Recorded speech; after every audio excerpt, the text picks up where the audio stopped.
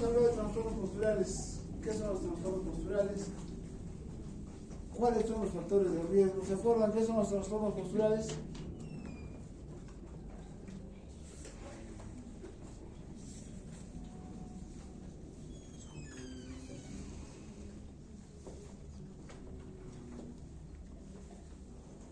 Alteraciones en la función o estructura. Función, ¿a qué nos referimos al hablar de función? Claro, movimiento o alguna actuación que tenga algún sistema o componente del cuerpo. El brazo, al moverse está haciendo una función. Los dedos, el sistema respiratorio, al trasladar el oxígeno, al utilizar el oxígeno está haciendo una función. El corazón, al bombear sangre está haciendo una función. ¿Cierto? Los nervios, al transmitir señales, están haciendo funciones. ¿No es cierto? ¿Y a qué nos referimos al llamar estructura? ¿Cómo? Composición del aparato locomotor. A la forma anatómica y a la forma que se presente por alguna alteración anatómica, ¿no? Por ejemplo, el dedo tiene la mano tiene 5 dedos, el dedo tiene sus formas, sus estructuras óseas, falange, falangina, falangeta, su metacarpo, metacarpo. Cada una de esas estructuras tiene una forma definida. Si se altera y hay un trastorno, ¿no? Y eso pasa en todo el cuerpo, en la parte circulatoria, en la parte renal, todo tiene una estructura, una forma. No es para todos la misma forma, pero sí hay un estándar, ¿no? Unas mediciones que son valoradas de manera referencial para todos, con algunos puntos más o menos de acuerdo al tamaño de la persona, de acuerdo a las características anatómicas, de acuerdo a la economía corporal de cada persona, varían algunos centímetros con algunos valores, pero las estructuras son generales, ¿no es cierto? Entonces, si hay alguna alteración de esa estructura, puede considerarse como un trastorno. Y en el caso del aparato locomotor neurológico, nos vamos a dedicar a ver la parte de los trastornos posturales. Si hay alguna alteración funcional o estructural, van a presentarse trastornos posturales. Por ejemplo, un niño que nace con un problema cerebral, con una parálisis cerebral infantil, al inicio de sus días, ¿qué problema tendrá? ¿Funcional o estructural? Funcional, ¿no es cierto? Porque el cerebro va a empezar a enviar señales equivocadas, señales erradas a la función corporal, ¿no es cierto? Pero con el tiempo ese daño, ¿en qué va a trasladarse? A estructural, porque al haber una inadecuada señal neurológica para el movimiento de una extremidad, de un componente o un segmento corporal, va a provocar alteraciones y deformidades. La espasticidad que va a generar la parálisis cerebral infantil en algunos niños va a provocar posiciones en flexión, en rotaciones, ¿no? Tanto en el miembro superior como en el miembro inferior. Va a provocar dificultades para hablar, ¿no? Su sistema fonoarticulatorio va a estar alterado y no va a poder pronunciar palabras. Primero es la función, luego la estructura. O también puede ser al revés. Primero el daño estructural y luego el daño funcional. Claro que el ejemplo que les estoy poniendo es un ejemplo muy burdo de parálisis cerebral infantil, ¿no? La parálisis cerebral infantil que vamos a ver en un tema que van a exponer ustedes, ya se identifica, según algunos autores, al final del crecimiento del cerebro humano. ¿Y a qué edad más o menos termina de crecer el cerebro? Termina de desarrollarse el cerebro a los... Estamos por ahí. Por eso se tiene de referencia el DNI, ¿no? Del amarillo al azul, a los 18 años. Es una referencia en donde se entiende que el cerebro ya está terminado de desarrollarse.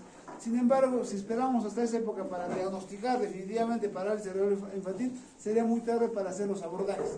Entonces, más o menos se calcula que, según algunos autores, hasta los 7 años, 6 años, incluso 5 años, ya podemos determinar parálisis cerebral infantil, ¿no? Como ejemplo general.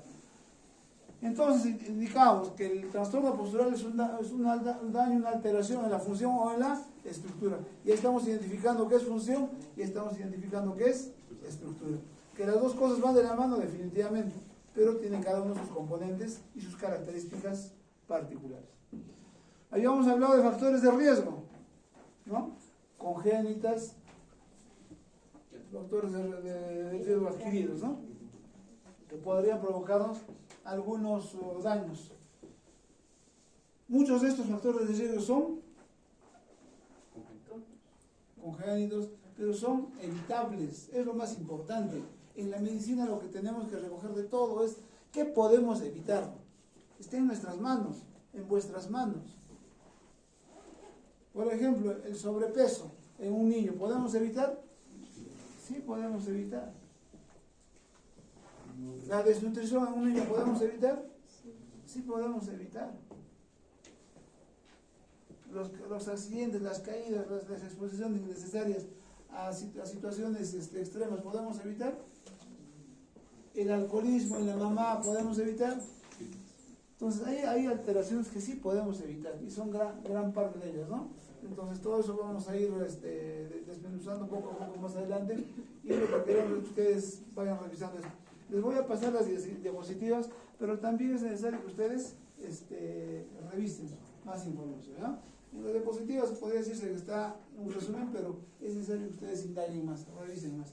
Y como repetía, y les repito, les decía la vez pasada y les repito, aquí hay bastante información en la posibilidad de que ustedes puedan hacer algún trabajo de investigación, incluso para vuestra tesis. Hay varios chicos que están haciendo esos trabajos de investigación relacionados a estos temas.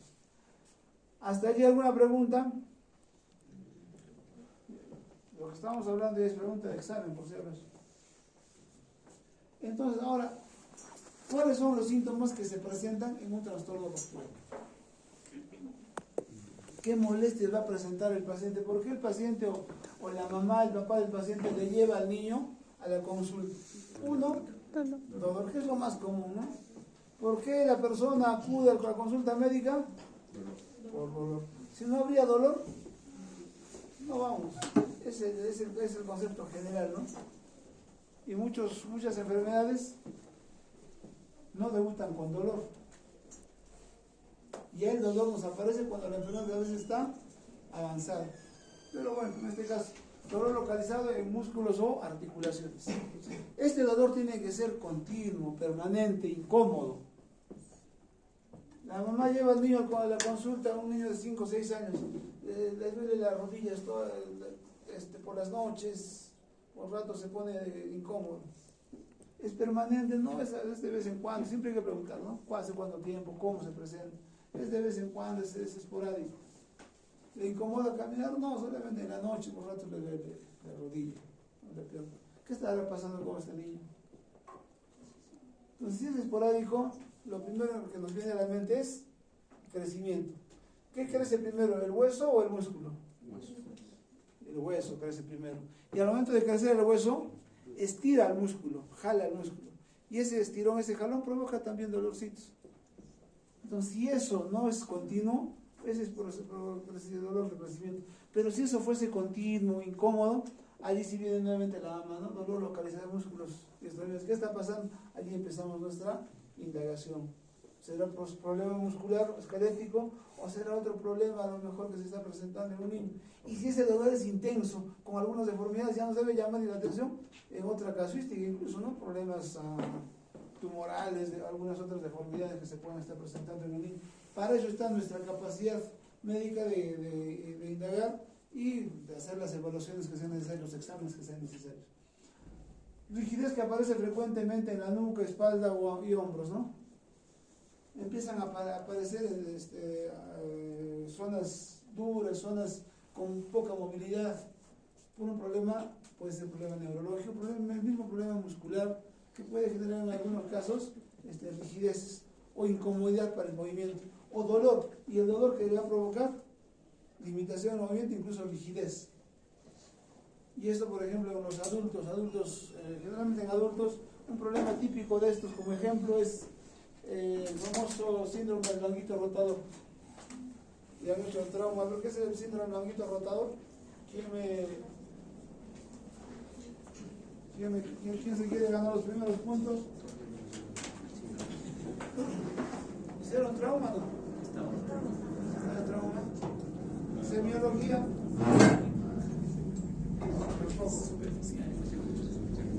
Ya. Anatomía se han hecho. ¿Quiénes componen el manguito de los roedores?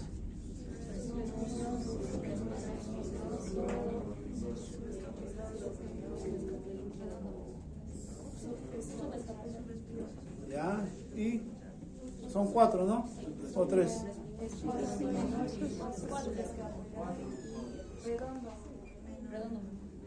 Redondo menor, ¿no?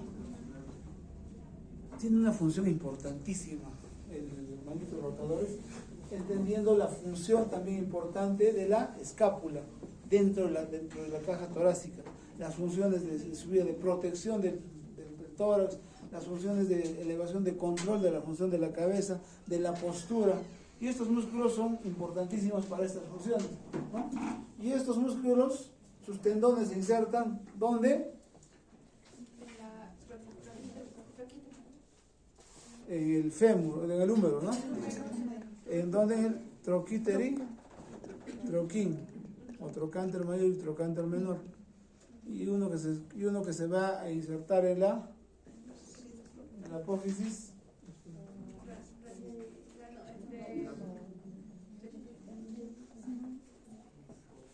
la escápula, hay una sobresaliente adelante. Coracoides, apófisis coracoides, ¿no? En el trocánter mayor, ¿quién se inserta?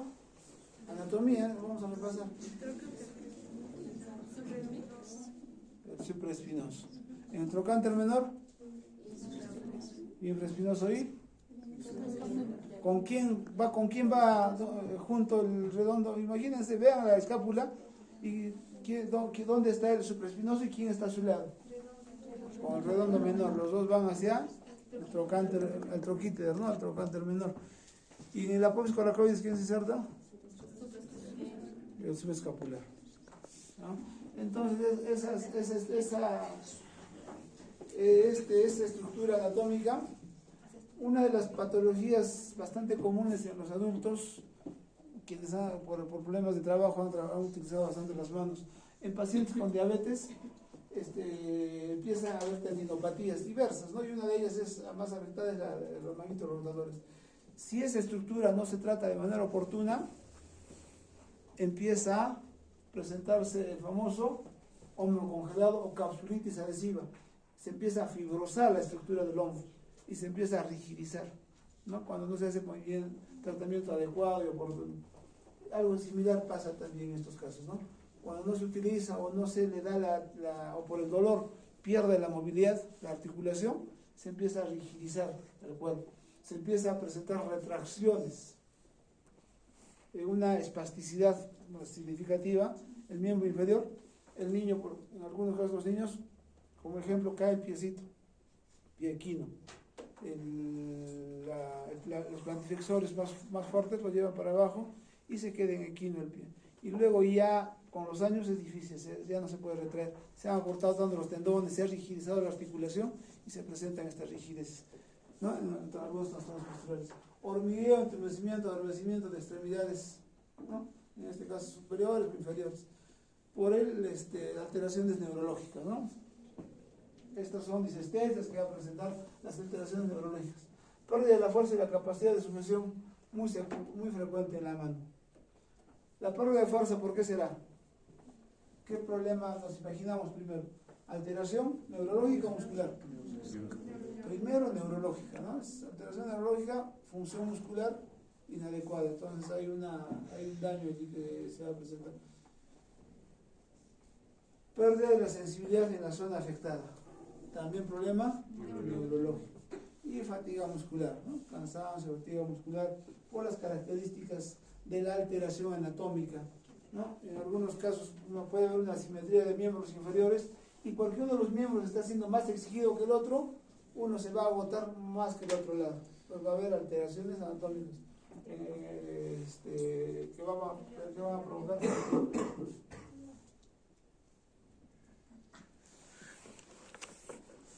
¿Cuáles son las lesiones más comunes en el sistema musculoesquelético?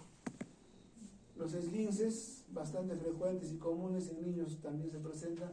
Tendinitis, lesiones de tendones, acortamientos o daños mayores. Entesitis, ¿qué son las entesitis? Los dolores en los sitios de inserción. Muy bien, dolor en los sitios de inserción del tendón en la estructura ósea, ¿no? Luxaciones también frecuentes, fracturas y neuropatías, que son lesiones las más comunes. Tenemos más de 150 tipos de lesiones en diferentes estructuras, de acuerdo a la función que cada una de ellas tenga, pero estas son las más comunes. Vamos a hacer, repasar, como les había dicho en las clases de la primera clase, un repaso de todo lo que han ido haciendo, la parte de anatomía, la parte de los diferentes otros segmentos corporales. En esta parte, en esta clase es más trastornos musculoesqueléticos y neurológicos. Entonces, ¿cuáles son los trastornos posturales que se van a ir presentando? Postura corporal. Primero vamos a ver la postura corporal normal. Luego, a nivel de columna, las escoliosis, la cifosis, las hiperlordosis, que son básicamente a nivel de la columna, tanto cervical, torácica, lumbar, principalmente en la parte sacrocoxígea no se evidencia mucha alteración, principalmente es cervical, torácica y lumbar. Torsión tibial interna, también hay torsión tibial externa, pero es poco común, la más común es la torsión tibial interna, que lo vamos a ver, anteversión femoral, también hay retroversión femoral, pero no es muy común, la más común es la anteversión femoral.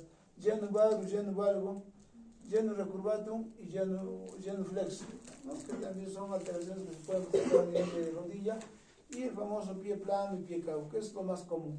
Se pueden presentar algunas otras alteraciones a nivel de los pies, a nivel de las rodillas, a nivel de la cadera, pero no son frecuentes. Por el tiempo es que vamos a tocar las más frecuentes. Pero vamos a comentarlo de todas maneras cuando hagamos cada uno de estos temas. ¿Se entiende cada uno de ellos? No están ubicados. No es desconocido para los temas. Pero antes de entrar propiamente a los trastornos posturales, tenemos que ver la parte normal. ¿Qué es lo normal en el ser humano? La postura normal. ¿Cómo es nuestra postura normal? Sentado, echado, de cuatro patas, bípedo. Bípedo. ¿Y cuánto tiempo le ha tomado al ser humano lograr ese bípedo? 7 millones de años. Desde que nos hemos separado de nuestros ancestros, los simios, en dos árboles, dos líneas diferentes, hemos empezado 7 millones de años a lograr el bípedo. Y ese bípedo todavía nos está costando algunas dificultades en el mantenernos bípedo. Porque algunas personas más cómodas se sienten echadas, bueno, de cuatro patas ya no, pero todavía echadas se mantienen. Y tendemos siempre con los años nuevamente a agacharnos, ¿no? La cabecita a caer para adelante. Entonces, en ese tiempo hemos logrado el bípedo y una postura normal. Postura anatómica y postura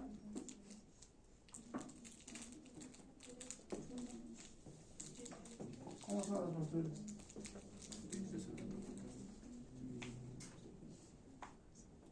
¿Cuál es la referencia postural?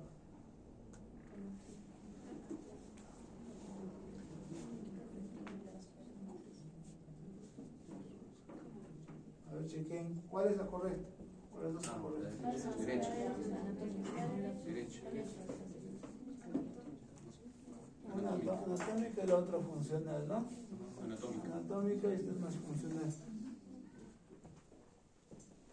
Nosotros vamos a trabajar con la anatómica para que nos dé los cuadrantes y los ejes. Tenemos 3 cuadrantes. ¿Cuáles son los cuadrantes? Perdón, los planos. Tenemos 3 planos y 3 ejes. Transversal, sagital, coronal. Muy bien. Brian, ¿no? Sí. A ver, el plano transversal, ¿cómo dividimos el cuerpo? En superior e inferior. Muy bien, superior, inferior. ¿O qué otras formas de denominación?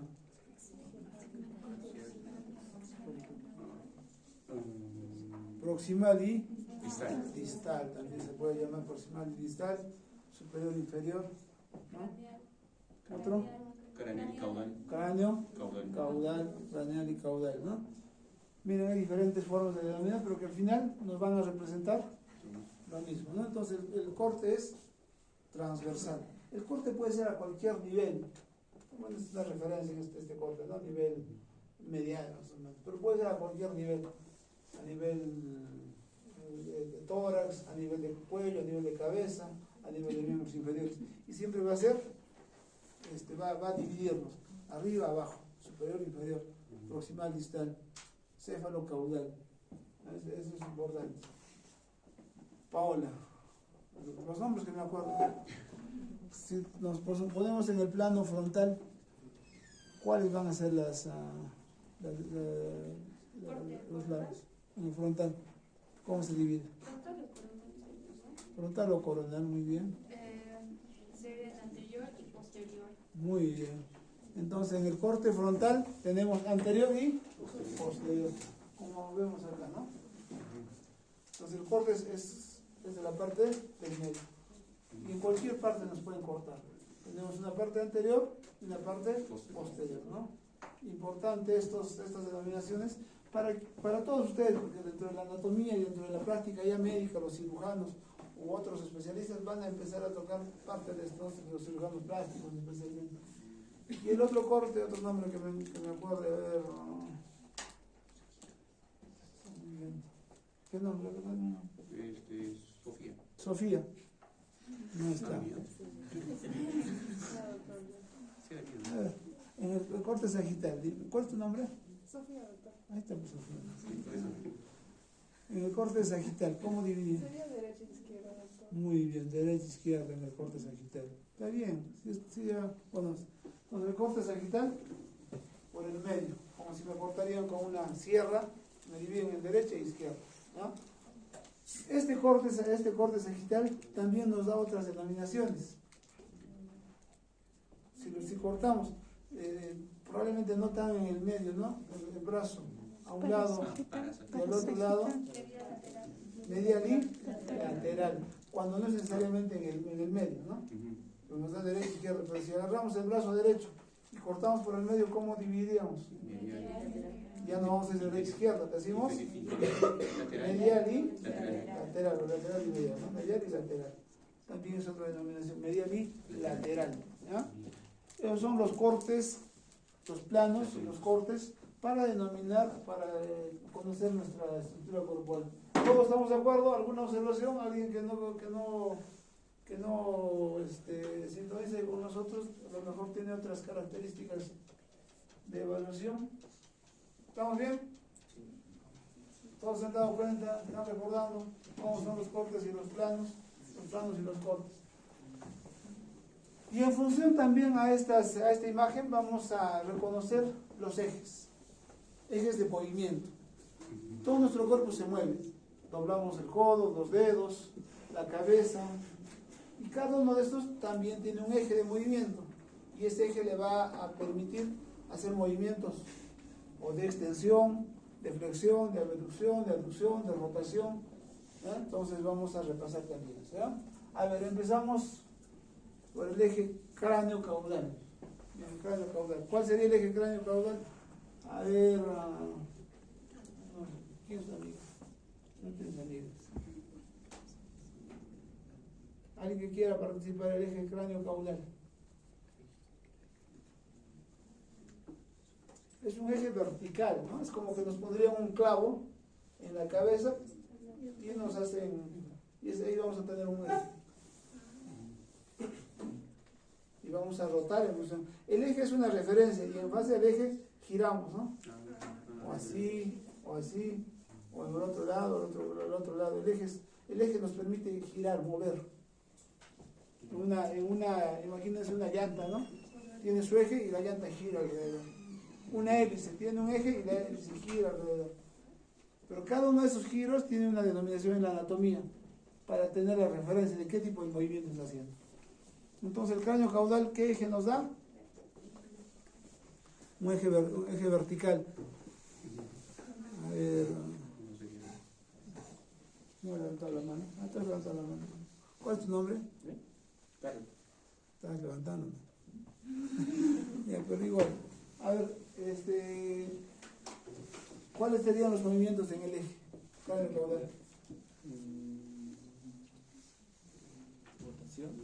Muy bien, rotación. Si tengo el eje acá, ¿qué voy a hacer? Rotar. Rotación derecha, rotación izquierda. Rotación. Rotación. ¿Y quiénes hacen ese movimiento? Un ejemplo de movimiento de rotación. Cabeza. La cabeza. Lo tenemos acá y el eje aquí. Rotación derecha y Rotación izquierda. rotación izquierda. Otro, Los pies. Tronco. el tronco. Rotación derecha, rotación izquierda. La cadera. No, la cadera. No todos hacen el movimiento de rotación. Cuando se hace el movimiento de la cadera, va a implicar toda la estructura del miembro inferior. En el caso de los pies hacen otro tipo de movimientos que lo vamos a ver ahora, ¿no? Entonces, para que más o menos se den cuenta qué tipo de movimiento hay. En el eje lateral, o de izquierda a derecha o de derecha a izquierda, como que nos ponen un fierro acá para sujetar. De lado a lado, ¿no? Un fierro. Imagínense un fierro. Flexión, extensión. ¿Qué movimiento hacemos? Flexión y extensión. ¿Qué movimiento? ¿Cuál es tu nombre? Luis. Luis, ¿qué movimiento haríamos? Flexión. Muy bien, si tenemos acá el eje, el movimiento de flexión, de tronco y extensión de tronco, para acá. Este es el neutro, ¿no? Flexión para adelante y extensión para atrás, ¿no? La cadera tiene un movimiento. ¿Cuál sería el movimiento de flexión? Al marchar, quien marcha, ¿no? Flexión. ¿Y extensión? Para atrás. Extensión, ¿no? Entonces, marchamos para adelante es flexión y para atrás extensión. Siempre partimos de una posición neutra. Del neutro salen los movimientos de oposición, ¿ya? Otro ejemplo, en el codo. ¿Cuál es flexión? Flexión y extensión. Flexión y extensión. En el hombro, ¿cómo sería la flexión? La flexión. ¿Y la extensión? Para atrás, extensión. Neutro, flexión y extensión. ¿Ya? Y en todos los dedos, flexión, extensión. Hay algunas estructuras anatómicas que tienen ciertas particularidades por la forma de la articulación. Por ejemplo, en el pie, en el tobillo. El tobillo, imagínense el tobillo, ¿no? 1, 2. A este movimiento se le llama plantiflexión. Plantiflexión. Y a este movimiento se le llama dorsiflexión. En el tobillo no se llama flexión, extensión o flexión, se llama plantiflexión y dorsiflexión. Algunas estructuras anatómicas tienen su denominación específica que lo vamos a ir viendo, ¿eh? Para que no se confundan. Pero por lo general es lo que les decíamos. También se le puede llamar, como estamos viendo, de acuerdo a la anatomía, pero tiene sus particularidades, ¿ya? Porque las estructuras musculares en el pie del dorso se llaman extensores y los que están en la parte de la planta se llaman flexores, ¿no? Sin embargo, para la denominación de la articulación es dorsiflexión y plantiflexión, ¿no? En algún texto seguramente lo van a encontrar como extensión, como flexión y extensión todavía, pero adecuémonos a lo más general, ¿no? Otro ejemplo de flexión y extensión, la cabeza, ¿no? Muy bien, flexión y extensión. Flexión, extensión. Muy bien. Y finalmente, el eje antero-posterior o de la lanza. Imagínense tener atravesado una lanza. ¿Cuáles serían los movimientos? Abducción y aducción. Abducción y aducción o lateralización. ¿Ah? Lateralización, ¿por qué? Abducción y aducción está bien. Abducción, ¿cuándo es abducción? Cuando alejamos el segmento corporal, abducción. De la línea media, estamos alejando. Abducción. Y aducción, cuando acercamos, ¿no? Abducción y aducción. ¿En qué eje estamos haciendo? En este eje, ¿no? Eje antero-posterior. Es como que nos clavaría en el hombro un clavo, una lanza, y giramos. ¿Ya? Abducción, aducción. Igual pues en el miembro inferior, ¿no? A nivel de cadera. Abducción y aducción. Abducción y aducción. ¿No? Sin embargo, cuando hacemos eso en el tronco, ¿cómo sería? Te ponemos el eje y lateralización. Lateralización derecha y lateralización izquierda. Otro ejemplo de lateralización, la cabeza, ¿no? Lateralización derecha y lateralización izquierda, el eje. Entonces los ejes pueden variar, así como los planos, también los ejes varían, y de acuerdo a eso vamos nosotros dándole una denominación. Y cada uno de estos movimientos tiene un rango articular, tiene un límite, cuánto se dobla y cuánto se estira. Cuánto se dobla y cuánto se estira, eso se llama rango articular, ¿no? Rango articular. Y para medir eso, para hacer toda la medición de los rangos articulares, se llama el test articular. Entonces cada uno tiene flexión de codo 135 grados, extensión de codo 0 grados. Es lo normal, ¿no? Sin embargo, puede haber menos por alguna alteración postural, o puede haber más, ¿no? En los hiperlaxos, hiperlaxitud articular, hiperextensión, se estira un poquito más de 0 grados. Generalmente las chicas son un poquito más flexibles, se extienden más de 0 grados. Bueno, tienen algunas, como les decía, los números son referenciales, pueden ser con unos grados más, unos grados menos, sin embargo tiene que aproximarse al promedio, ¿no? No debe ser muy exagerada la diferencia. ¿Hasta ahí alguna pregunta? ¿Todos tienen esos movimientos? ¿O alguien tiene algún otro movimiento especial? En el caso del hombro hay una característica, ¿no? La famosa circunducción, que van a trabajar varios ejes, ¿no? Varios ejes en el caso del hombro van a moverse. Eso lo vamos a ver ya en la misma práctica con pacientes. Pero básicamente lo que estamos hablando es lo que deben conocer con facilidad. Y de acuerdo a eso, conocer poco a poco la medición, los ángulos. Para medir los ángulos, ¿qué utilizamos? ¿Cómo se llama el instrumento para medir los ángulos? Goniómetro, ¿no? Gonio ángulo, medición de los ángulos, goniómetro. Pues esto es un poquito el resumen de lo que habíamos visto para que puedan conocer un poco más, que les voy a pasar en la diapositiva. Bueno, para que recuerden por partes cómo es que se divide, ¿no? Ahí sí con esas imágenes queda más clara la grabación en nuestro CPU de los planos y ejes. ¿Ya? Allí sí ya ninguno debe fallar. Es preguntas de examen también, así que ya no van a tener problema. Y a partir de esto van a conocer muchos de los movimientos y de las acciones corporales, para que ustedes puedan detallar algunas alteraciones que se puedan presentar.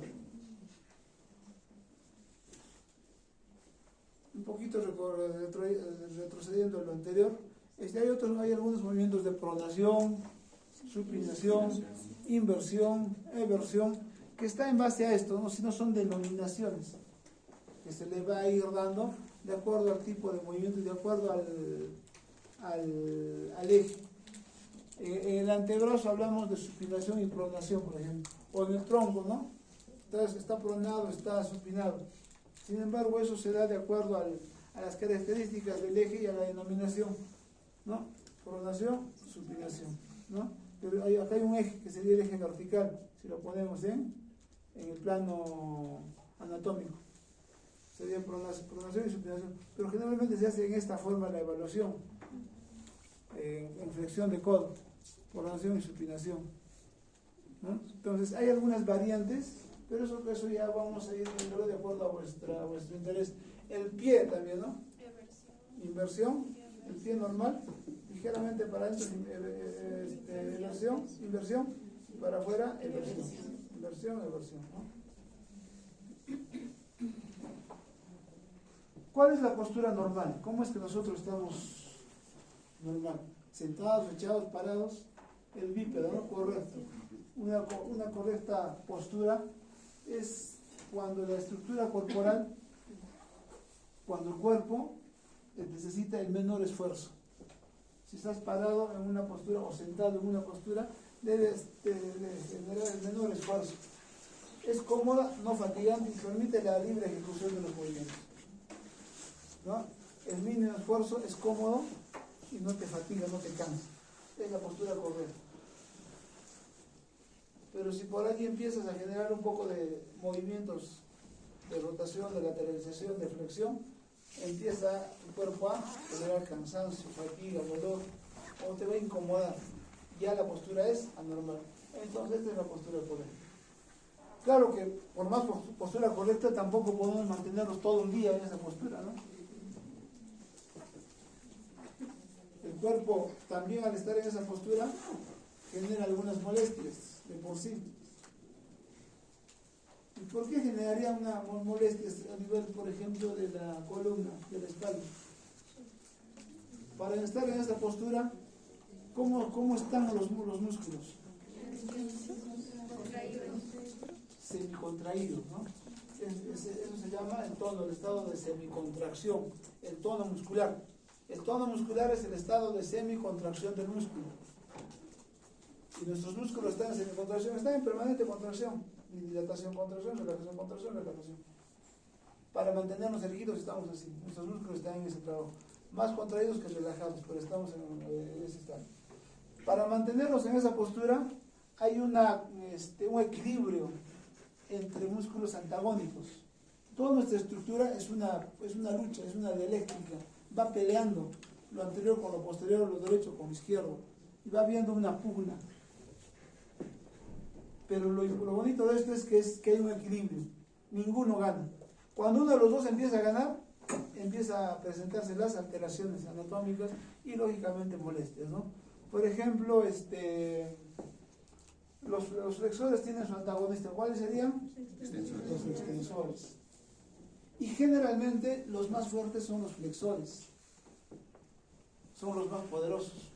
Por eso es cuando hay una lesión neurológica, una parálisis cerebral infantil, una lesión cerebral, un ACV, generalmente el daño va a provocar mayores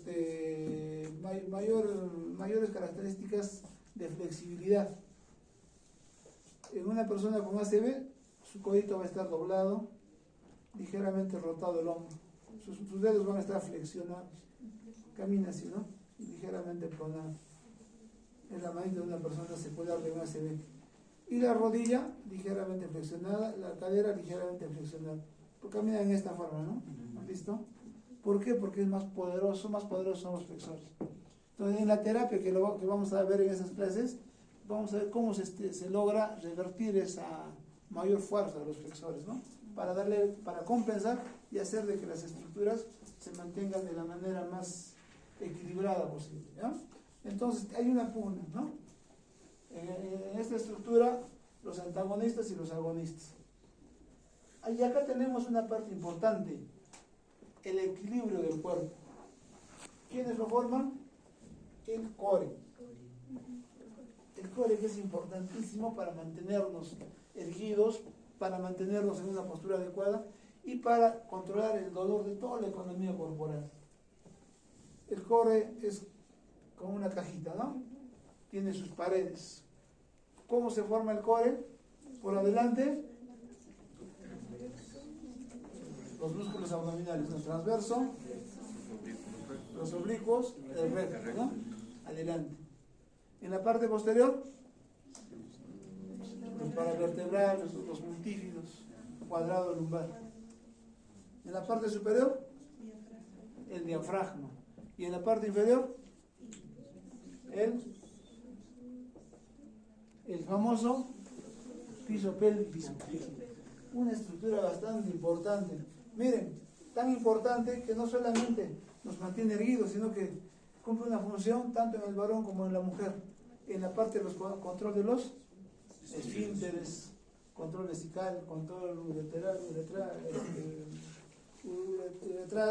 vesical, en la parte del recto, los esfínteres, y en la mujer en el proceso de el parto. ¿Cuán importante es el piso pélvico? Y no le damos importancia. Y tampoco le damos importancia al recto abdominal. No tenemos recto abdominal adecuado, no tenemos unos oblicuos, no hacemos trabajo de nuestro core. Y es una de las causas de dolor de la columna. Una de las mayores concurrencias del paciente a la consulta por dolores lumbares. Y es porque no tienen un buen core, una buena postura. Se dejan vencer los músculos, los músculos paravertebrales tensos y generan dolor lumbar porque no tenemos un buen core. Entonces, para mantenerlos erguidos hay diferentes estructuras que vamos a ir viendo más adelante con detalle qué estructuras van fallando, pero de manera referencial esto, ¿no? Y a esto se suma la falta de tener una buena coordinación entre los músculos antagónicos o estructuras antagónicas y el core, las posturas inadecuadas que vamos adquiriendo nosotros, ¿no? Y más con la tecnología actual. Esta postura adecuada que hemos desarrollado durante 7 millones de años se está empezando a romper. ¿Con qué? Con la tecnología, ¿no? El uso del celular, el uso del laptop. ¿Cómo te llamas? Raúl. Miren en este momento a Raúl, ¿cuál es la? Ahí no te muevas. Miren la postura con la que está Raúl. Un modelo. Es una postura a la que estamos exigidos y forzados por el uso de la laptop, pero no es una postura anatómica. Y esta postura con el tiempo nos va a generar incomodidades, molestias. Todavía jóvenes no hay mucha molestia, pero pasado algunos años va a provocar molestias. ¿Esto podemos revertir? Sí. ¿Botando la computadora? Uno, es imposible a veces dejar la laptop, ¿no? Que es un instrumento importante y tenemos que caminar con el instrumento. Tenemos que caminar con el celular, ahí agachados con el celular. Tendríamos que botar el celular, que ahora es una herramienta casi indispensable, es una mano más, un cerebro más en nuestro cuerpo, y más si estamos utilizando inteligencia artificial, ya todo va a ser. Pero tenemos que hacer ejercicio para no generarnos daño. Cada hora, cada 2 horas mover el cuerpo, estirarnos, relajarnos. Y el ejercicio que les había recomendado la vez pasada. Solo así vamos a controlar. Lo otro sería tener dispositivos adecuados, ¿no? Que todavía no se han fabricado. Porque alguna vez les dije a los chicos, ¿saben qué? Van a sentarse para manejar el celular con la cabeza recta. Y van a levantar el aparato. ¿Qué nos generamos? Daño en las muñecas, en los codos, en los hombros. Entonces no hay forma de acomodar. O quitarnos, pues no hay forma. Conforme va avanzando la tecnología también empiezan a aparecer algunas alteraciones, pero que podemos controlar. Para eso está nuestra capacidad. Y la postura correcta, ¿no? Alineación simétrica por proporción de los segmentos corporales alrededor de los ejes. Y bueno, garantizar que toda nuestra estructura corporal, todo nuestro peso, vaya de frente hasta la planta de los pies, al tercio posterior. Empezamos como referencia a tomar en el oído, ¿no? Baja por el hombro, ligeramente por detrás del trocánter mayor, ligeramente detrás de la rodilla, hasta llegar pasando por el tobillo, hasta llegar al tercio posterior de la planta del pie. Y eso nos va a dar una distribución adecuada del eje. Y en esta parte del core es donde les decía, por donde pasa ese centro de gravedad para poder manejar, caminar, desarrollarnos adecuadamente, ¿ya? También acá manifestarles de que no somos totalmente simétricos. El cuerpo tiene ciertas anomalías de manera natural y fisiológica y que nosotros nos adaptamos, ¿no? Podemos tener algunas variaciones en las dimensiones de los miembros superiores y miembros inferiores. Un brazo puede ser más largo que el otro. Un miembro inferior puede ser más largo que el otro. Así como en la vista, ¿no? Un ojo ve mejor que el otro, los dos ojos ven igual. Un ojito ve mejor que el otro. Un oído escucha más que el otro. Pero esas son diferencias que en algunos casos se considera, o en todos los casos se considera como normales. En los miembros inferiores se tolera hasta 1 centímetro de diferencia como normal. Y la persona nunca se ha dado cuenta. Ha jugado fútbol, ha corrido, ha hecho deporte. Nunca se ha dado cuenta. En los grandes deportistas también existen estas diferencias. Los pies un poquito más grandes que otros, ¿no? Como Neymar se manda a hacer sus zapatos de deporte a medida. Porque uno es más grande que el otro, entonces tiene que hacer a medida para que pueda jugar de manera adecuada, ¿no? Nosotros no nos compramos el zapato y utilizamos el mismo, creyendo que somos simétricos.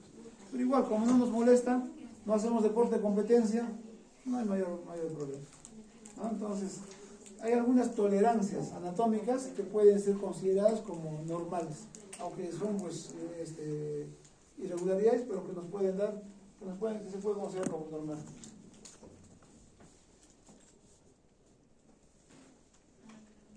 Y empezamos por los trastornos posturales a nivel de columna, ¿no? Tenemos 4 curvaturas. A nivel cervical la curvatura es una sifosis o lordosis a nivel cervical. Cervical, sifosis. A nivel cervical anatómicamente está lordosis. A nivel torácico, sifosis.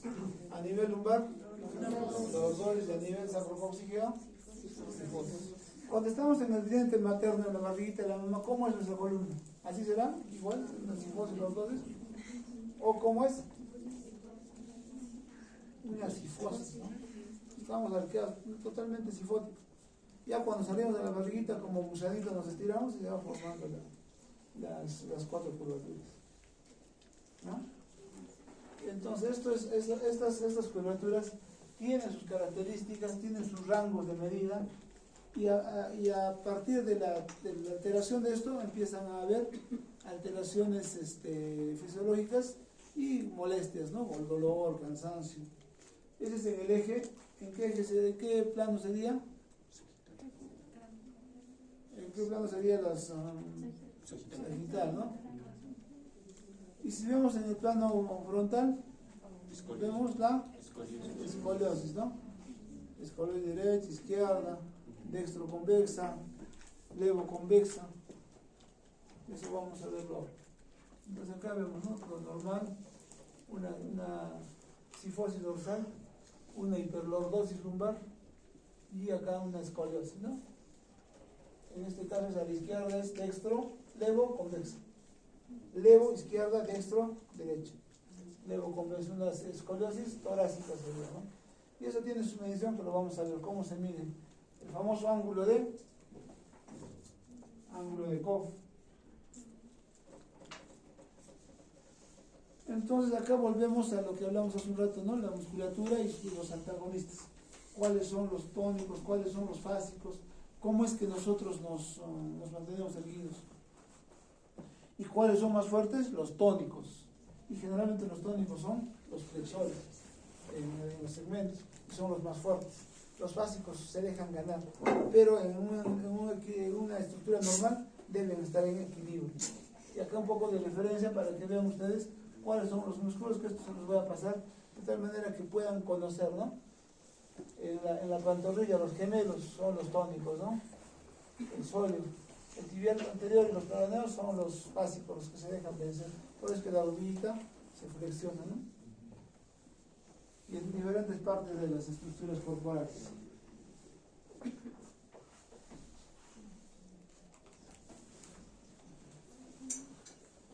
La escoliosis es una deformidad vertebral que se da generalmente en 3 dimensiones, no solamente a un lado.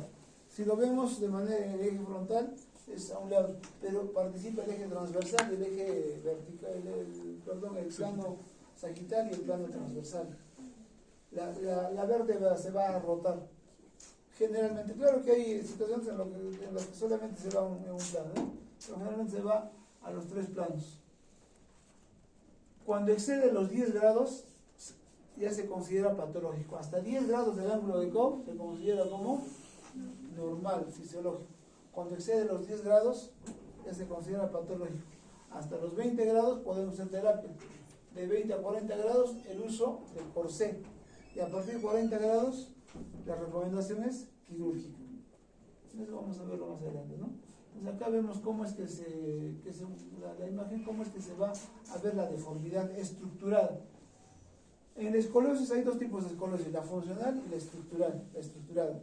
La funcional es aquella que se corrige con algunos ejercicios.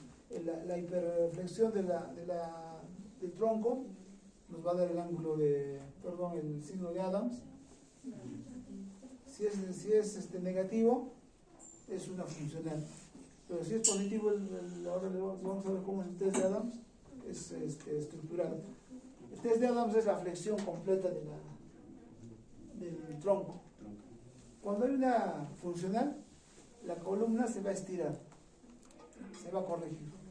Pero cuando hay una estructurada, queda el test de Adams. El test de Adams es la asimetría. Cuando flexionamos el tórax, el tronco, uno de los lados de la columna va a estar elevado y el otro va a estar caído. Es el signo positivo, pero vamos a ver una imagen en un rato. ¿Ya? A cualquiera de los lados. Es el test de Adams positivo. Entonces la diferencia entre una escoliosis estructurada y funcional es el test de Adams, positivo o negativo. ¿Ah? ¿Se entiende? Para poder determinar la escoliosis evaluamos tres cosas. Desnivel de hombros. Cuando hay escoliosis, un hombrito está caído, uno está elevado. La otra estructura que evaluamos es el triángulo del talle. ¿Y qué es el triángulo del talle? Es el espacio que vamos a encontrar entre el brazo y las dos, podríamos llamarles dos líneas que van a formar el tórax en la parte superior y ligeramente el abdomen en la parte inferior. Un triángulo. Si este triángulo es asimétrico, miren acá, hay asimetría, entonces el triángulo del talle es positivo. Normalmente deberían ser simétricos los dos. Para evaluar, ¿cómo deberíamos evaluar al niño o niña? Con la menor cantidad de ropa posible, sin zapatos. Siempre que evaluamos estas estructuras, evaluamos sin zapatos. Si es niñito, sí le podemos quitar la parte superior del torso libre.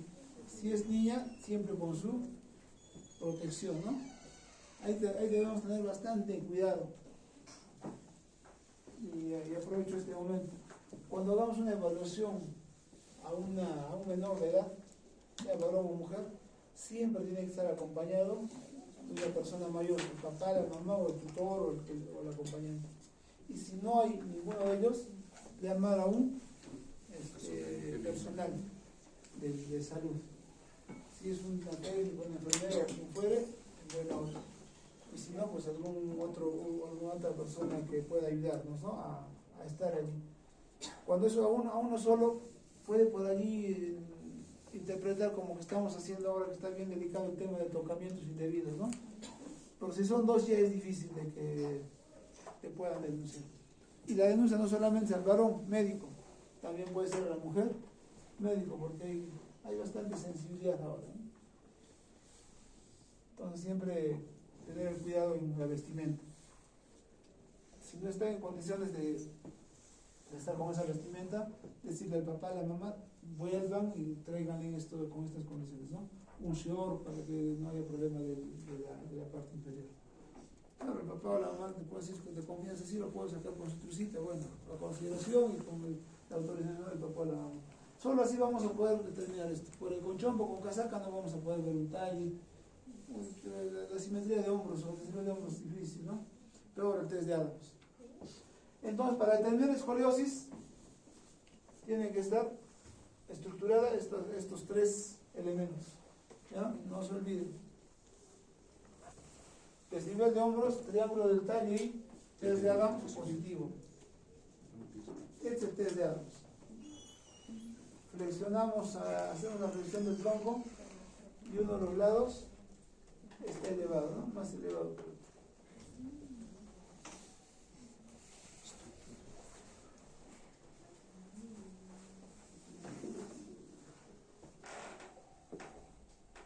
Entonces, hablábamos de la estructura. Cuando es 10 grados aproximadamente, fácilmente se corrige, pero cuando ya hay mayor desviación, el ángulo de COF es mayor, 20 grados aproximadamente, o alrededor de los 20 grados, ya no se corrige. Entonces el test de Adams va a ser positivo. Es una escoliosis estructural, generalmente a partir de los 20 grados. Puede ser antes, pero la evaluación anterior del test de Adams nos va a determinar, ¿no? La escoliosis neuromuscular es de tipo estructural, cuando se presenta una rotación además de la curvatura de la columna vertebral. No solamente se va a ir a un lado, sino la vértebra va a girar ligeramente. Y como vemos en la radiografía, vamos a ver un rato los pedículos, uno está girado más adelante o más atrás. O uno se ve parcialmente, el otro se ve totalmente. Esa es una referencia de en la radiografía. También eso nos va a identificar si es estructurada o no la rotación. Si hay rotación, es estructural. Si no hay rotación, es funcional. Eso se habla bien en la radiografía, ¿no? La magnitud de la curva se mide con el ángulo de COF para cuantificar las curvas, ¿no? Les decía, leve de 10 a 20. Hasta 10 grados se considera como normal. De 10 a 20 grados, leve, terapia física.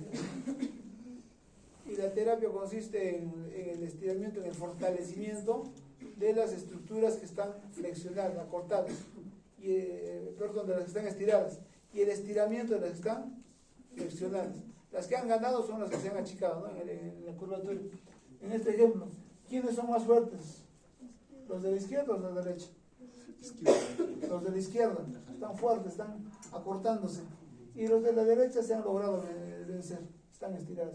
Pues a este tenemos que estirarlo y a este darle más fuerza. En eso consiste la terapia, ¿no? Hasta 20 grados terapia. Moderados de 20 a 40 grados, el uso de corset. Hay diferentes tipos de corset que vamos a verlos. Y severas mayor de 40 grados. Allí sí se recomienda.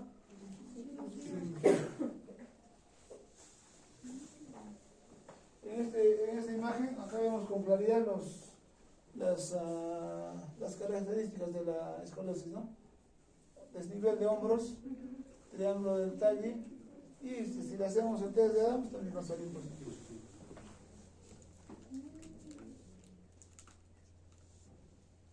Esta es la forma de medir el ángulo de COF. Radiografía antero-posterior de columna, puede ser cervical, dorsal o lumbar. En este caso es un ejemplo de una torácica, tóraco-lumbar, mixta, ¿no? Tóraco-lumbar. Se trazan dos líneas. La línea superior se traza en el borde superior de la vértebra más inclinada. Hay un momento en que las vértebras son aparentemente normales, están horizontalizadas, empiezan a inclinarse, y hay otro momento en que empiezan a rectificarse. Entonces la vértebra que está más inclinada, el borde superior, por el borde superior se traza una línea.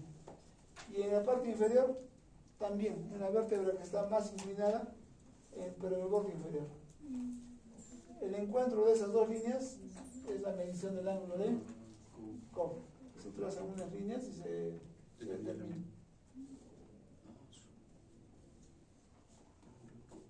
En algunos casos se toma como referencia el ápex, ¿no? La vértebra más extrema de la curvatura, pero eso no es muy utilizado, ¿sí?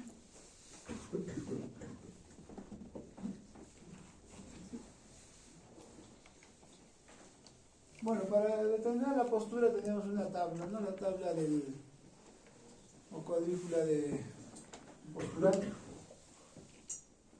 Podemos utilizar una puerta o una pared y allí le ponemos al paciente para determinar la postura normal, las dimensiones, las longitudes que vamos a ver para una lordosis, por ejemplo, no cuánto de espacio hay entre la curvatura y la tabla. Son como referencia algunos elementos que utilizamos para poder mejorar. ¿Cuál sería el tratamiento, no? ¿Cuáles serían las recomendaciones? De ahí vamos a hablar. En casos leves, fisioterapia. Corregir, reforzar las estructuras que estarían dañadas. Fortalecer unas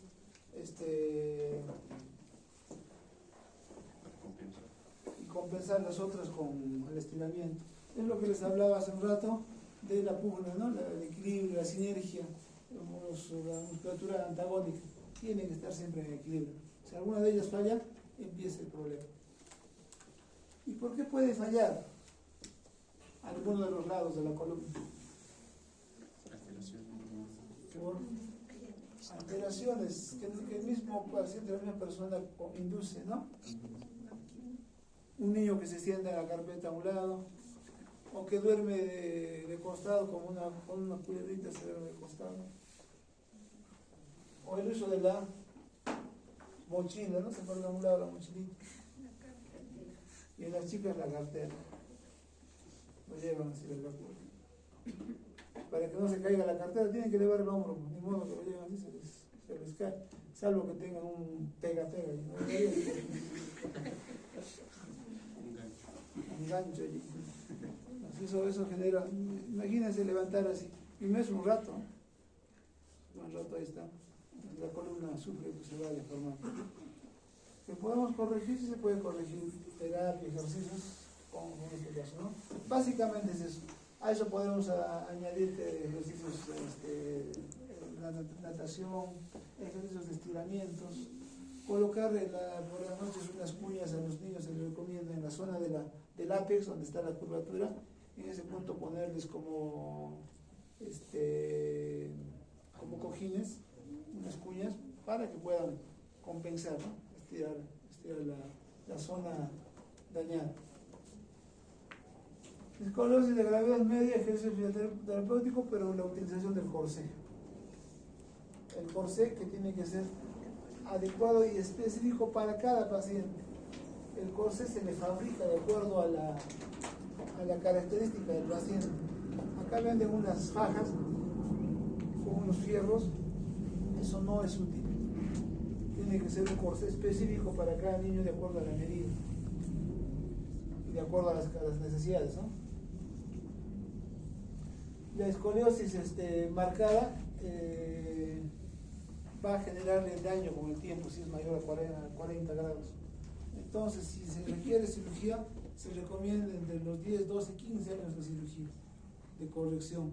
Porque como está en etapa de crecimiento, se va a adaptar con facilidad, ¿no? Y se le colocan unas barras con unos tornillos que van a enderezar la columna.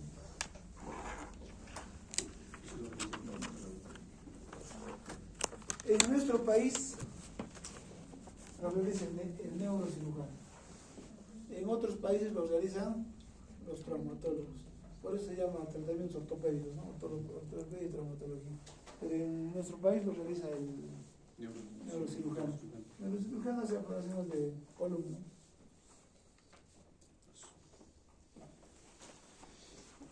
Hay un término, el RPG, la rehabilitación postural global.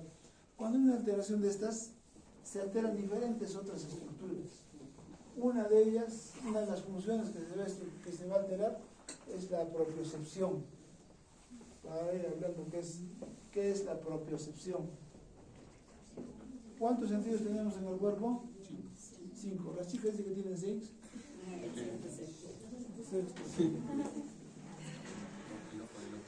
Sí, las chicas tienen una característica algo más particular, especial.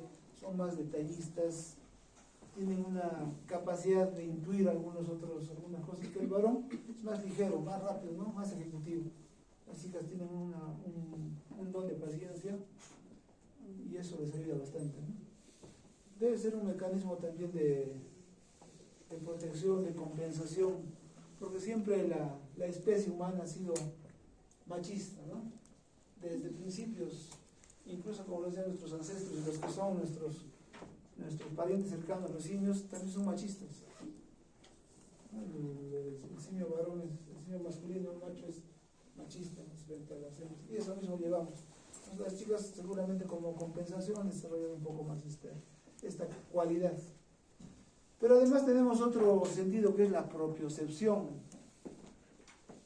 Nos permite ubicarnos en el espacio y eso nos permite realizar los movimientos que a diario hacemos: caminar, agarrar el lapicero, peinarnos, hacer cualquier tipo de movimiento. Un niño aprende a caminar, un niño no nace caminando. Todo lo que sabemos de caminar es porque lo hemos aprendido. Y la marcha se aprende hasta los 9 años aproximadamente. Recién a esa edad se tiene la marcha del adulto. Tantos años demoramos en aprender a caminar. No es que ya al año está caminando, ¿no? Al año 6 meses, al año 8 meses viene la mamá, mi hijito no puede caminar, camina con las piernitas arqueadas, camina con pie plano. O peor aún, está con 6 meses, 8 meses, no pisa bien, no pisa bien, está pisando a un ladito. ¿De qué vamos a hablar de pisar si todavía no está parándose? O sea, para que cumpla una función, para que haya, una alteración estructural, tiene que haber una función. Si todavía no se para, no podemos hablar de alteración del bípedo, de la marcha. Y peor, y el otro niño, ¿no? Al año y medio todavía no terminó de aprender a caminar. Entonces, eso decirle a la mamá, está aprendiendo a caminar, no se preocupen. Si hay más preocupación, chequean y mandamos al rehabilitado para que vea qué cosa tiene. Entonces, el RPG nos ayuda a determinar y a corregir las alteraciones que hay en ese niño que está aprendiendo a caminar. Logra en ese tiempo a entrenar la propiocepción, se aprende la propiocepción. Un niño cuando aprende a caminar, han visto, no calcula la escalera, ¿no? Pisa o se apoya para subir o para bajar, a veces es torpe. Se va contra el piso, se cae. O una persona mayor, un adulto mayor, por la debilidad, pierde también la propiocepción, tiene que andar con un bastoncito, con ayuda. Inclusive utiliza los ojos para caminar. Una persona de edad media camina con la mirada para adelante, despreocupada porque ya sabe dónde va a pisar. En cambio, un adulto mayor utiliza la cabecita, los ojos, ¿no? Para mirar. Por eso es que empieza a subir, a aumentarle la joroba, ¿no? La cifosis se hace mayor. Eso lo vamos a ver cuando hagamos adulto mayor. Entonces, esto de la propiocepción se aprende y luego se desaprende, se va perdiendo. Es un sentido que tenemos en las articulaciones. Hay células especializadas en recibir la información y en convertir esa información en movimiento y hacer de que nuestro cuerpo de manera automática responda a un estímulo. Si tenemos una grada de 20 centímetros o 30 o de 40, no hacemos la misma fuerza. ¿Han visto? Ya ustedes de manera automática levantan la pierna, ¿no? Y siguen caminando. O si estamos de bajada, vemos un peldaño, igual bajamos, ya de manera automática. No tenemos que estar mirando, salvo que no vemos.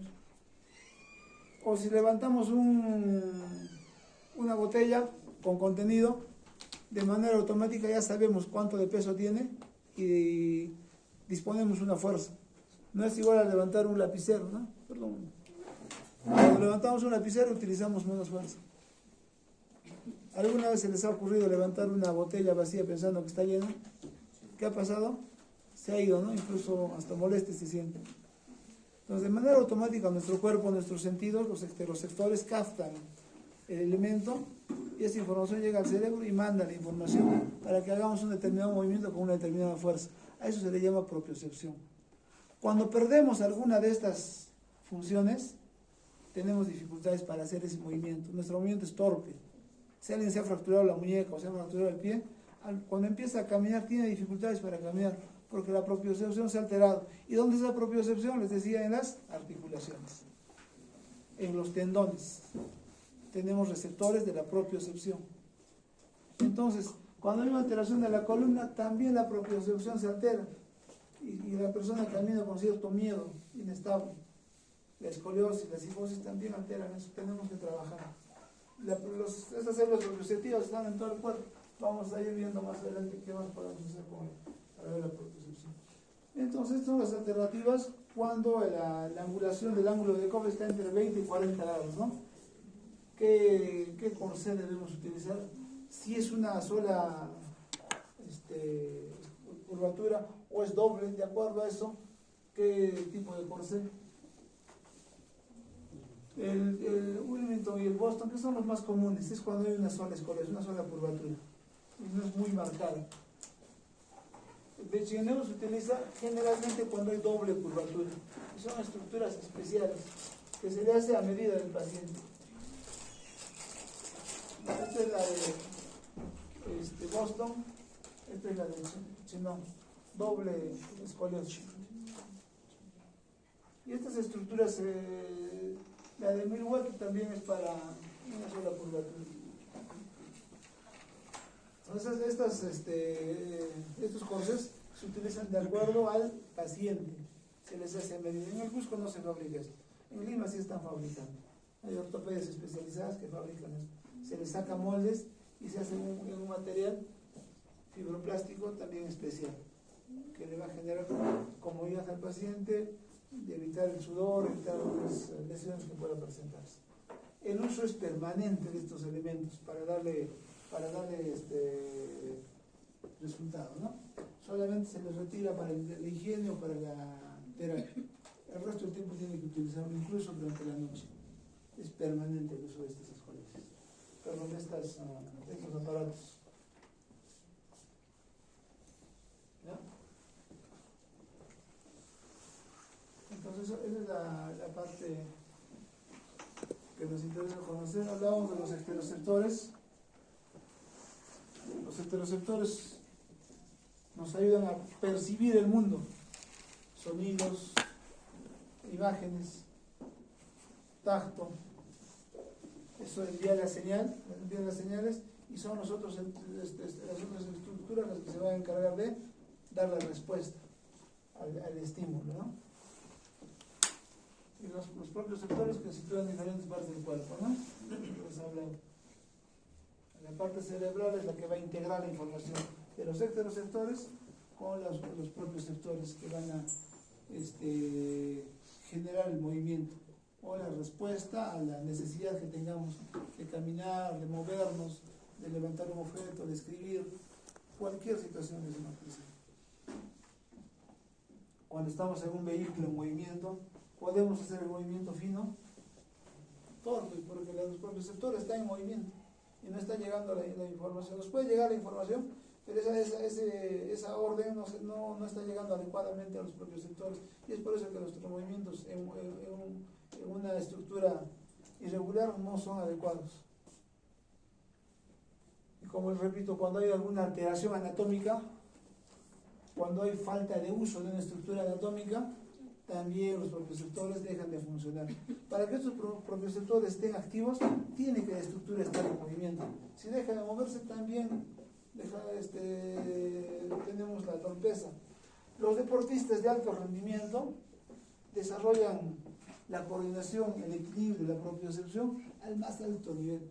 Son perfectos, son casi perfectos para hacer un movimiento, para hacer un salto, para hacer un giro, para hacer un movimiento, para lanzar un balón o para lanzar un objeto. Esa propiocepción tiene que estar altamente perfecta, ¿no? Para que vaya donde uno quiere. Cuando este deportista por alguna situación deja de hacer actividad, inmediatamente logrará el objetivo que tenía antes. Tiene que reentrenar, prepararse nuevamente, porque se ha alterado todo este sistema. Porque sería fácil, ¿no? Yo ya he entrenado hace 5 años, hace 2 años, yo estoy ya preparado, entro a competir, no le va a dar resultado porque todas estas estructuras han sido alteradas y tiene que reentrenar todo lo que es la parte, incluso los sectores, la parte del centro de interpretación de esa información y los efectores, ¿no? Los propios sectores, ¿no?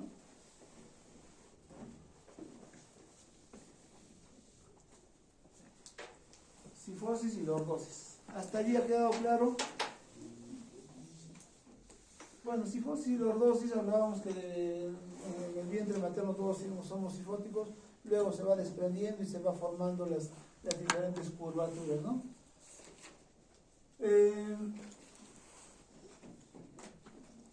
Cada una de las estructuras vertebrales tiene una forma, tiene un objetivo, y esa forma se debe mantener de manera constante y regular, si es que no hay ninguna alteración.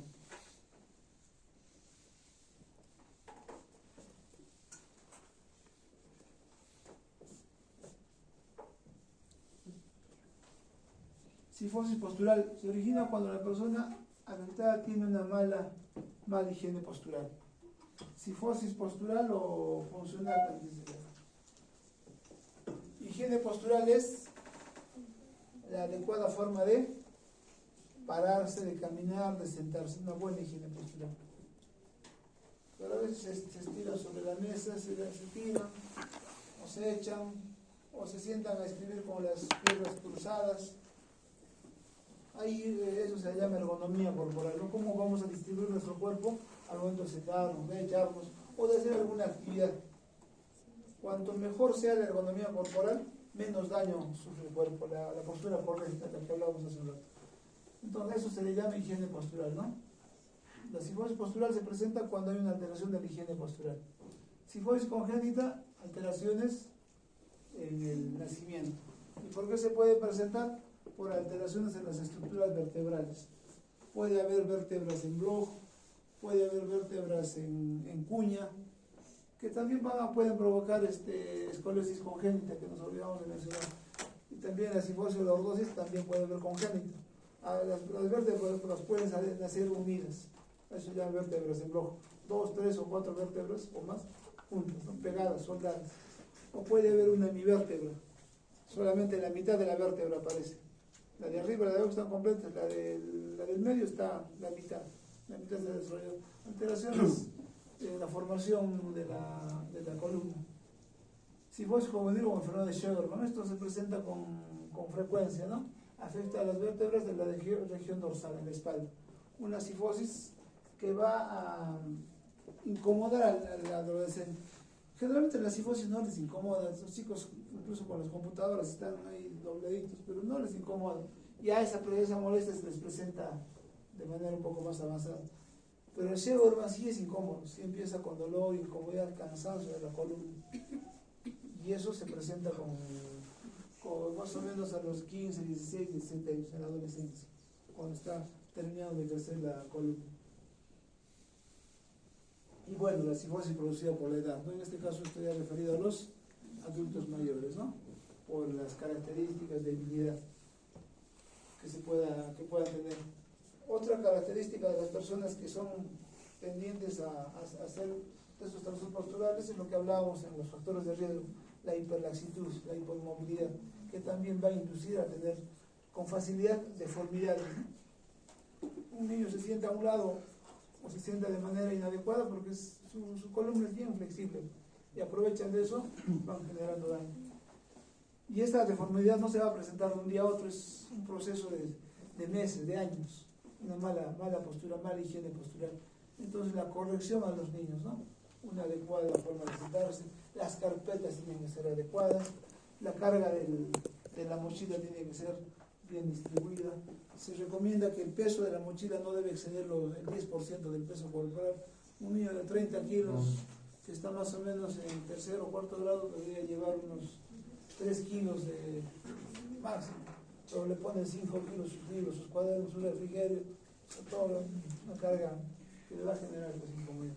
Siempre recomendar a los niños que lleven las mochilas con las dos correas. Y si tiene la cinta delante, ¿no? Que la mochila esté adherida al cuerpo para que no genere ninguna alteración.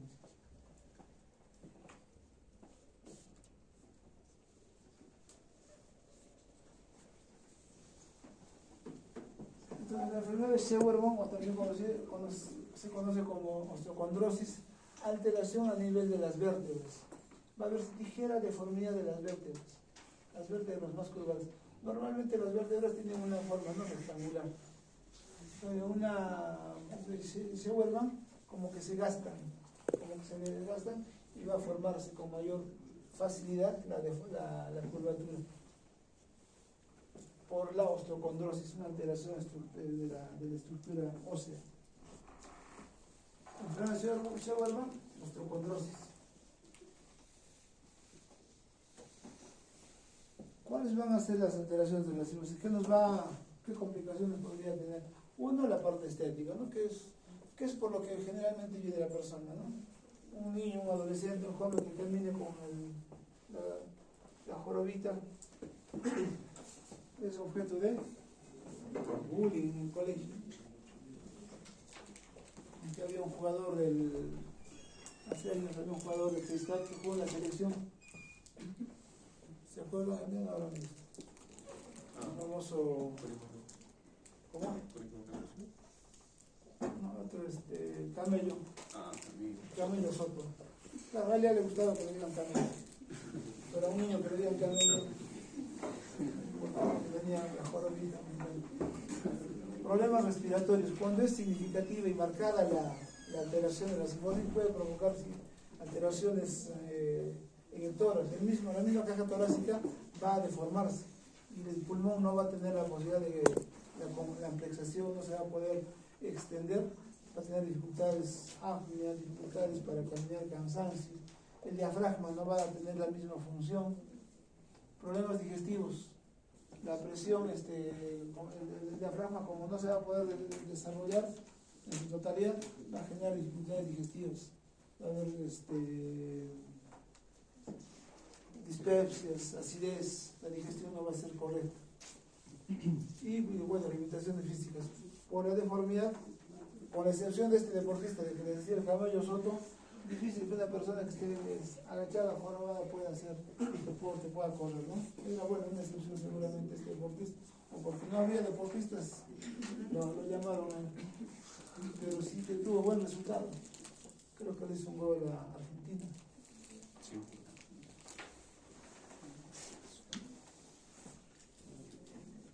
El tratamiento, ¿no? En este caso es el fortalecimiento de los extensores. También antagonistas.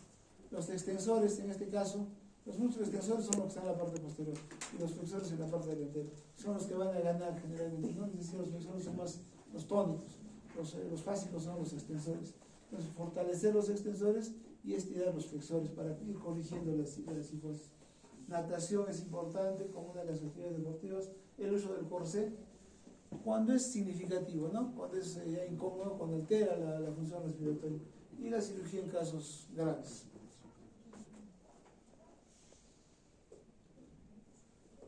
Algunas otras alteraciones a nivel de columna cervical en este mismo plano, la rectificación de columna. ¿Qué rectificación?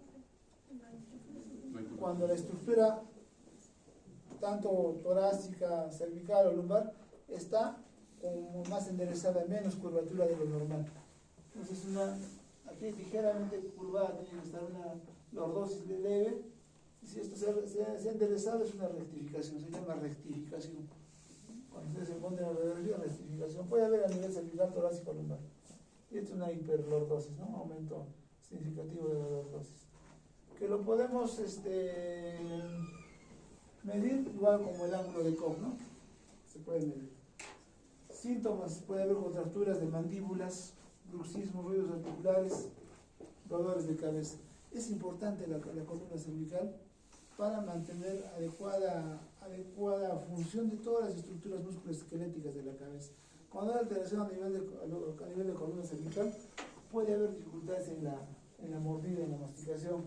La articulación temporomandibular tiene molestias, daño.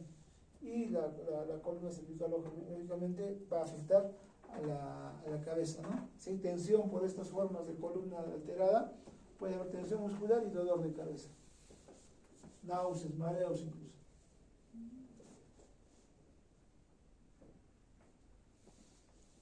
Hiperlordosis lumbar. Bueno, puede ser una compensación a la sifosis dorsal. La sifosis dorsal aumentada, una compensación a la hiperlordosis lumbar, ¿no? Y esto generalmente va a provocar también daño a nivel torácico, a nivel lumbar, con cansancio, dolor, dificultades para el movimiento. La hiperlordosis fisiológica es frecuente durante la primera infancia. Lordosis juvenil benigna. Cuando está empezando a caminar el niño, los primeros meses, su columnita se hiperlordosa, ¿no? La columna lumbar se arquea más. Y eso porque está empezando a caminar, ¿no? Eso se considera como hiperlordosis benigna. Esa hiperlordosis tiene que ir corrigiéndose conforme pase los primeros años, ya cuando se hace más erguida su caminata, y a los 9 años, donde ya más o menos la edad donde termina de aprender a caminar, ya tiene que contar con una estructura de columna regular, normal. La normal secundaria frecuentemente a una espondilolistesis o a la displasia ósea, ¿no? Como la condroplasia. La condroplasia, las personas que son de baja estatura tienen siempre la curvatura de la columna aumentada. ¿No? También algunas otras alteraciones, ¿no? La listesis, espondilolistesis, alteraciones, movimientos por alguna secuela de algún traumatismo, ¿no?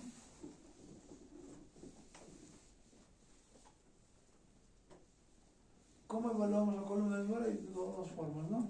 Utilizando la tabla o una plomada. Y se mide. Podemos utilizar la tabla que les mencioné hace un rato, una tabla postural, o una plomada. Y se mide la distancia entre la curvatura mayor y el eje vertical. Y eso nos va a determinar si hay hiperlordosis, ¿no? Medidas referenciales, ¿no? Lo normal aproximadamente entre 20 y 35 centímetros. Si es por encima, hiperlordosis. Si es por debajo, hipoliordosis. Disminución de la curvatura o rectificación. También lo podemos hacer similar a la medición del ángulo de Cobb, ¿no? Con medidas utilizando la L1 y L5, los bordes de las dos estructuras superior e inferior de la columna lumbar, y se determinan los ángulos, ¿no? Ángulo de 20 a 25 a 45 grados normal, utilizando las dos líneas. Nosotros nos ubican ya en la columna, ¿no? Las L5, similar al ángulo de Cobb. El que más se utiliza, el más accesible es esto, ¿no? Porque pues, a veces se carece de la radiografía. El tratamiento similar al anterior, ¿no? Fortalecimiento de los débiles, en este caso. Fortalecer la prensa lumbar. Cuando se trata de columna, importante fortalecer el core, fortalecer la prensa abdominal. A nivel de columna lumbar, importante la función del core. Si todas las estructuras están bien, seguramente que la curvatura no se va a alterar. Pero si hay alguna debilidad en alguna de estas, o las paravertebrales, las posteriores paravertebrales, cuadrado lumbar, o las anteriores fuertes, las abdominales, va a haber alguna alteración. Y bueno, terapia que es para relajar, tratar de corregir las molestias que hay. ¿Hasta allí alguna pregunta? ¿Columna?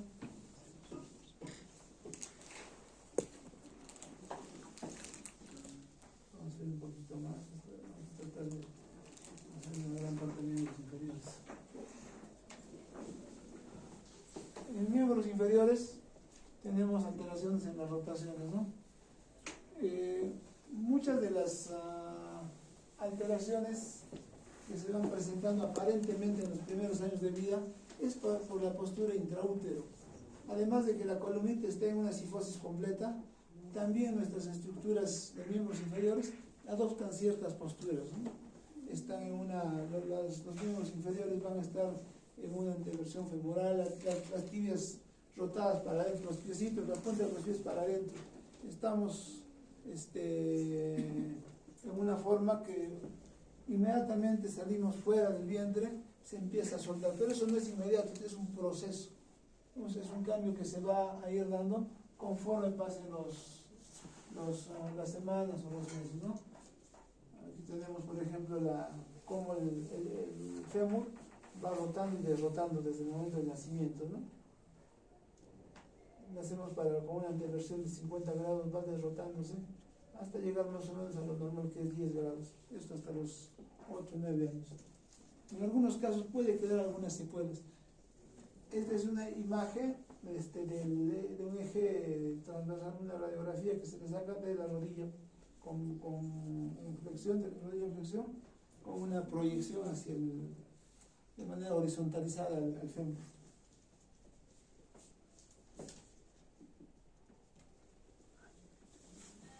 Esto podemos ver cómo es más o menos la anteversión femoral. Si nosotros hacemos una proyección de la cabeza del fémur con el pie, más o menos la forma normal de la articulación es la cabeza del fémur ligeramente adelantada en su encaje con el acetábulo.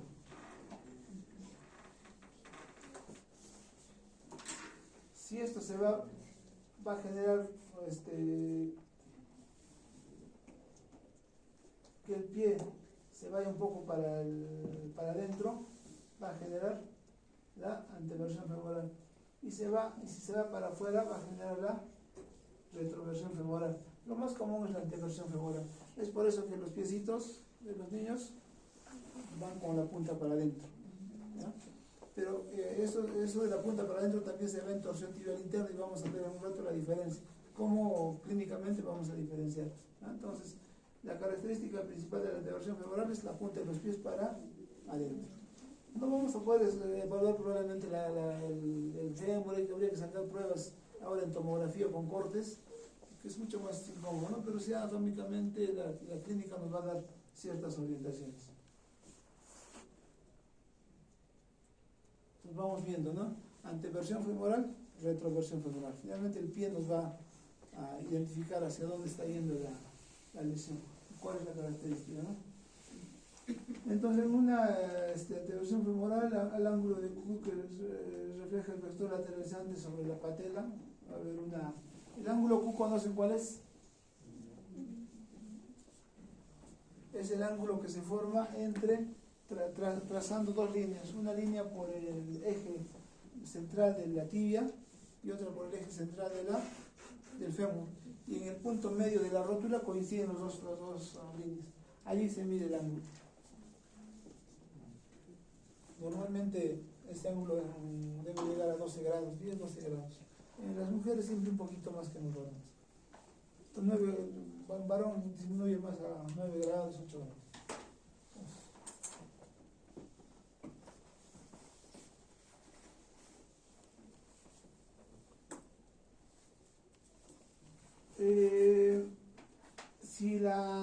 Si hay una anteversión femoral, acá más o menos podemos esquematizar, ¿no? El fémur ligeramente la cabecita para adelante, la punta del pie va a estar para adentro. Se hace un tratamiento con fisioterapia orientando a que la punta de los pies se vaya corrigiendo. Una de esas formas de estimulación es caminando hacia atrás. Caminando hacia atrás va corrigiéndose ligeramente el pie. Hay un ejercicio que se llama el puente o bridge, fortalecer glúteos y estabilizar el torso, alineando la cadera.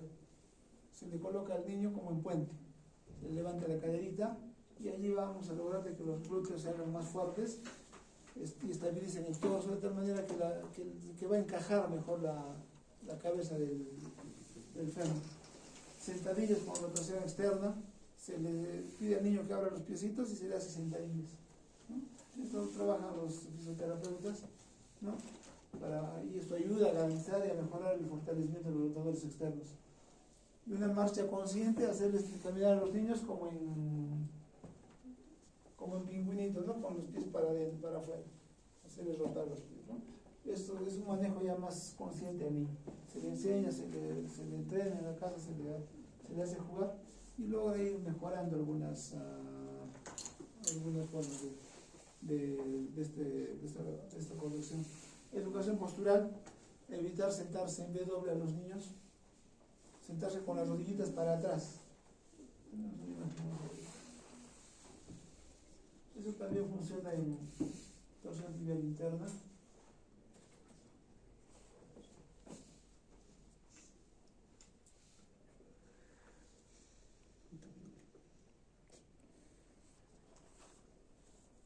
Esta es la forma correcta de sentarse, ¿no?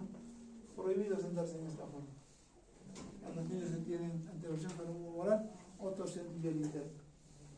No dormir boca abajo y tampoco sentarse en esta forma. Tienen que sentarse con las piernitas cruzadas o con los pies para adelante. Con las piernas para adelante.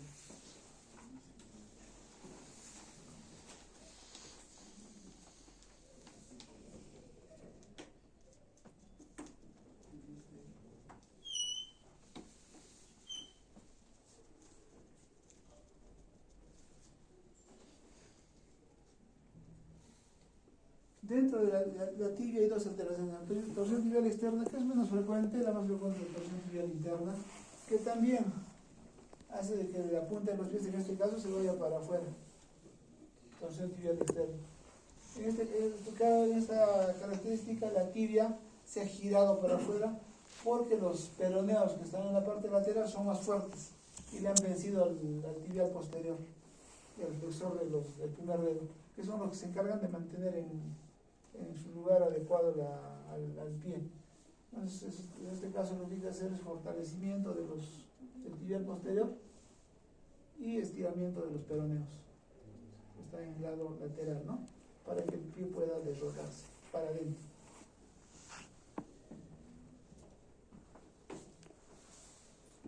En el caso de la torsión tibial interna, que es lo contrario, lo más común, normalmente los niños al nacer tienen los pies para adentro. Es una de las mayores consultas del papá de la mamá, ¿no? Niñito tiene los pies para adentro, está caminando con los pies para adentro, y a eso atribuyen que se cae. ¿Cuánto tiempo tiene? 1 año, 3 meses, y se anda cayendo. A los años, 3 meses va a seguir cayendo el niño, porque hasta los 2 años generalmente se sigue cayendo el niño, va aprendiendo a caminar. No es que se esté tropezando, sino que no tiene fuerza. La propiocepción que les decía todavía no han logrado controlar. El grado excesivo de una torsión tibial interna es un problema neuromuscular, una enfermedad de Oblum. En este caso, alteraciones neurológicas. Puede haber hasta ligeras parálisis que van a generar mayor fuerza de unos músculos en relación a los otros. No es propiamente la parte de la tibia. Y en la mayoría de los niños la tibia vuelve a su posición normal aproximadamente a los 6 años. Hasta los 6 años se va a desrotar normalmente. Entonces, si viene a los 3 años con ese problema, ¿qué le decimos? Está en su edad, no va a corregirse hasta los 6 años. Espere, señoras. En algunos casos quieren que de todas maneras se les ayude con terapia, se les puede ayudar con terapia. Una terapia física en este caso, ¿cuáles son los débiles? Son los peroneos. Se han logrado vencer por el tibial posterior principalmente. Entonces tenemos que darle más fuerza a los peroneos y estiramiento del tibial. También le hacemos los otros ejercicios conscientes.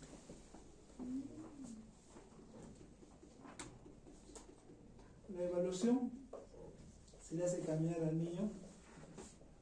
Hay un ángulo que se llama el ángulo de progresión. Nos imaginamos una línea recta y en función a dónde pisa el niño. Normalmente la pisada de un niño ya de 6 años debería ser con un ángulo de 8 o 10 grados hacia afuera. Más o menos esta angulación es 8 o 10 grados, es la pisada normal. Si esa pisada es menor, 5 grados, y si es para adentro, es negativo, menos 5, menos 10 grados. Generalmente los niños nacen con menos 10 grados y eso se va derrotando hasta los 6, 7 años, que llega a los 8, 9, 10 grados, que sería lo normal. A esa angulación se le llama ángulo de progresión. Ángulo de progresión. Otra evaluación, otra forma de evaluar es poniéndolo en prono al paciente, al niño, y se le hace la rotación externa e interna de la cadera. Este es el eje. Para este lado es la rotación interna. Es lo que les decía hace un rato, en la cadera tiene sus características especiales. Para afuera se llama rotación interna y para adentro se llama rotación externa de cadera, teniendo a la rodilla en 90 grados. La cadera la estamos rotando para es una rotación externa, una rotación interna y una rotación externa. Normalmente esa rotación debe medirse 80 grados aproximadamente. Eso es lo normal en un niño. La otra medición que se les hace también es en prono, en la rodilla flexionada, aquí ven el muslo, la rodilla en flexión. Se trazan 2 líneas, una línea por el eje del pie y otra línea por el eje del muslo. Ese ángulo es el ángulo muslo-pie. De barriguita al niñito se le dobla la rodilla para arriba y se le mide la planta del pie. En la planta del pie, un eje y el otro eje en el muslo. Eso vamos a ver en la práctica con los niñitos, para que ustedes puedan identificar. Y el otro signo es el signo de la plomada. Se le sienta al niño al borde de la camilla, se coge un punto en el punto medio de la rótula y se traza una línea vertical. Si es con plomada mejor o con una regla, ¿no? Normalmente la caída debe ser en el segundo dedo aproximadamente, o entre el primer espacio interdigital y el segundo espacio interdigital, ¿no? Ese lugar. En este niño tiene una torsión tibial interna y el borde cae al borde lateral. Sí. Ahí está, Hemos terminado, creo. ¿Ya? Entonces son las...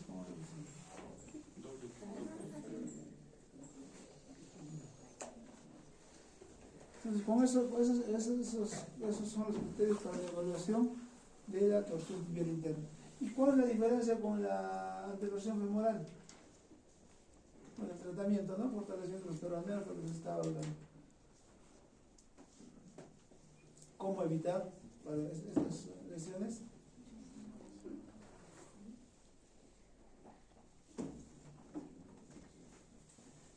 Evitar dormir boca abajo, evitar sentarse en W y ejercicio de camino como pingüinitos, las recomendaciones que les debemos hacer al papá de la mamá.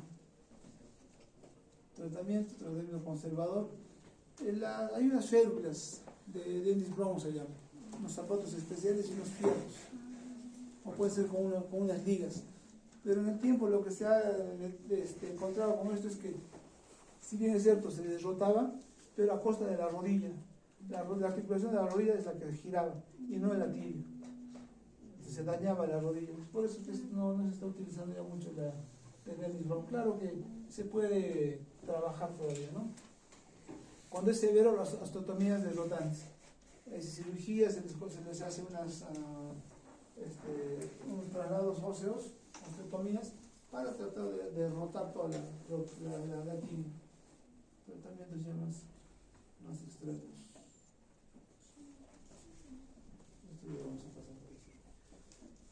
Ya entonces, la diferencia entre la torsión tibial interna y la anteversión femoral son las rótulas.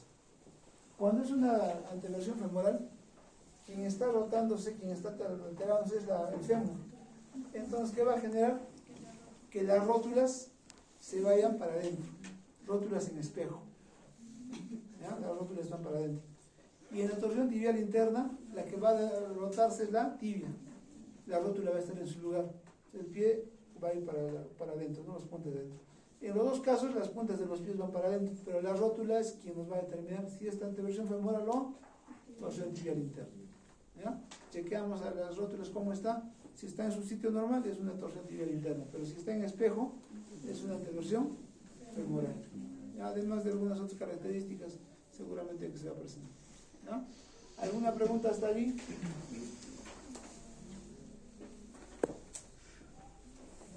Bueno, un favor, ahorita vamos a hacer un listado para hacer. ¿Esta para allá nuestra la lista? Llamo lista, doctor. ¿Tienes la lista? Sí, no tengo. A ver, llámale si no. Me lo pasas.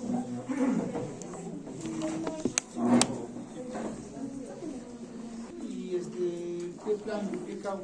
Es un poquito extenso, por eso no nos va a alcanzar ahora la hora. Y ahí completamos la clase ese día con procedimientos fisiátricos. Y desde la siguiente clase, hoy día, mañana te paso la lista de los temas, ya para que podamos exponer. Son, no sé, 12 temas en todo caso, para que se puedan repartir entre los... Te voy a pasar las diapositivas y el sílabo y los temas de exposición, ¿no?